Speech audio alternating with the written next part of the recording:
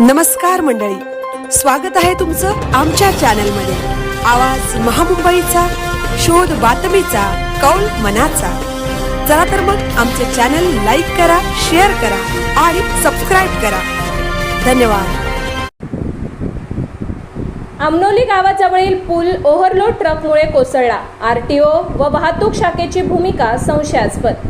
रायगड जिल्ह्यातील सुधागड तालुक्यातील आमनोली गावाजवळील प्रमुख प्रवासी पुलावरून क्षमतेपेक्षा जास्त लोड असलेल्या हायवा ट्रकची वाहतूक सुरू असताना पूल कोसळला। सुदैवाने जीवितहानी झाली नाही, पण खडी वाहणारा फसला आणि ट्रक आमनोलीसह दहिगाव, कोलतरे तसेच आदिवासी वाड्यांचा जांभूळपाड्यापासूनचा संपर्क तुटला।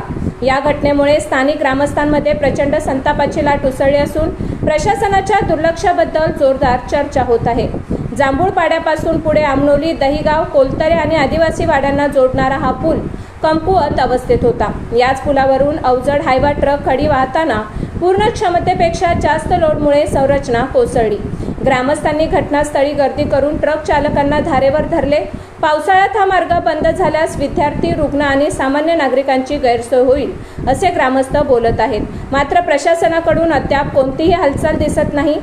तसेच अलिबाग तालुक्यातील अलिबाग, रेवदंडा, मुरुड मार्गावरील नवेदर बेली पूल आणि सहान पार्ले बायपासवरील नागाव पूल येथेही overload local truck, dumper, Hyva आणि 12 चाकी डंपरची खुलेआम वाहतूक होत असते।